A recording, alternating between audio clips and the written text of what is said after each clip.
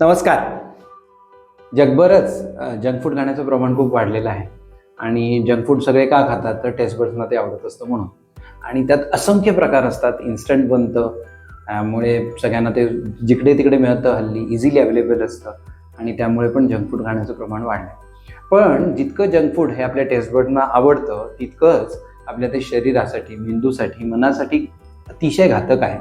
आणि सगळ्या संशोधकांनी आपल्याला त्याच्याबद्दल सांगितलेलं आहे, जागरूक केलेलं आहे की जंक फूड खाण्याबद्दल सगळ्यांनी जर अवेअर नाही झाला तर भविष्यात खूप मोठे गंभीर परिणाम आपल्याला त्याच्यासाठी झेलावे लागतील.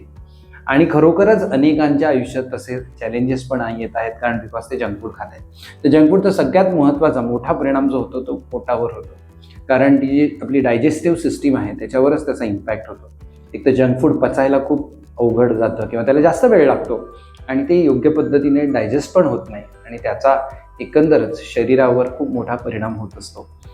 त्याच्यामुळेच एकंदरच सगळ्यांना पोटाचे खूप त्रास वाढले आहेत, ॲसिडिटीचा प्रॉब्लेम खूप होतो. मग त्याचप्रमाणे डोकेदुखीचं सुद्धा प्रमाण हे वाढलेलं आहे. याचं कारण जंक फूड आहे. अजून एक जंक फूडमुळे असं होतं की आपले शुगर लेवल जे आहे, ब्लड शुगर लेवल, ते एकदम वाढतात जेव्हा आपण जंक फूड खातो तेव्हा. आणि त्यामुळे ओव्हरऑल ते डायजेस्ट होत नाही. त्याच्यामुळे डायबिटीसचं एकंदर प्रमाण जंक फूड खाल्ल्यावर वाढतं. हार्टवर आपल्या प्रेशर येतं, हार्टचे वेगवेगळे डिसीजेस होतात.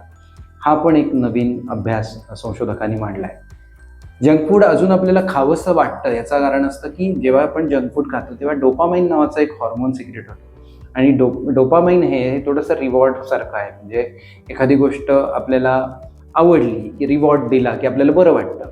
तसंच हा जंक फूड हा काही प्रमाणात रिवॉर्डसारखं वर्क करतो. म्हणजे जर आपण खाल्लं की आपल्याला ते अजून खावंसं वाटतं आणि त्यामुळे जंक फूड खाऊन आपलं समाधान होत नाही आणि अजून ते हवं असं वाटतं आणि त्यामुळे जंक फूडचं प्रमाण, खाण्याचं प्रमाण पण वाढतं. अजून एक गंभीर परिणाम होतो जंक फूड खाण्याचा, तो म्हणजे आपली जी एकंदरच कॉग्निटिव्ह ॲबिलिटी आहे, म्हणजे विचार प्रक्रिया आहे, त्याच्यावर खूप मोठा जंक फूडचा इम्पॅक्ट होतो. विचार प्रक्रिया मंदावते आणि ह्याचा डायरेक्टली जो इम्पॅक्ट होतो तो आपल्या कॉन्सन्ट्रेशनवर होतो, लर्निंगवर होतो आणि मेमरीवर पण त्याचा गंभीर परिणाम होतो.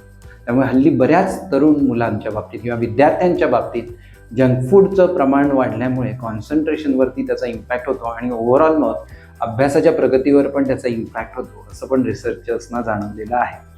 थोडक्यात काय तर जंक फूड खाल्ल्याने हा शारीरिक त्रास होतो, मेंदूवर ताण येतो, तसंच डिप्रेशन, ह्याचप्रमाणे मनाची अस्वस्थता, रागराग होणं, चिडचिड होणं, हे सगळं सुद्धा जंक फूडमुळे वाढलेलं आहे जगभरात, असं पण रिसर्चर्सनी सध्या सांगितलेलं आहे. तर आता हे जर आपल्याला बदलायचं असेल तर त्यात एक पॉझिटिव्ह गोष्ट पण आहे मित्रमैत्रिणींनो.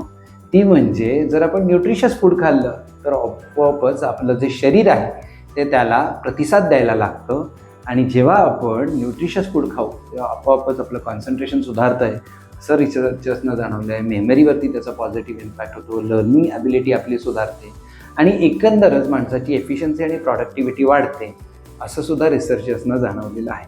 तर मित्रमैत्रिणींनो, आजपासून आपण सगळ्यांनी हा एक संकल्प करूया की जास्तीत जास्त न्यूट्रिशियस फूड खाऊया आणि जागरूकपणे कधीतरी 15 दिवसातनं एकदा जंक फूड खायला हरकत नाही. म्हणजे आता ते ऑब्व्हियसली टेस्ट बड्सच खेळ असल्यामुळे कधीच खाऊ नये हे उत्तम आहे, पण त्यातल्या त्यात अवेअर राहून खाऊया आणि आपल्याच शरीराची, आपल्याच मनाची आणि आपल्याच मेंदूची आपणच काळजी घेऊया.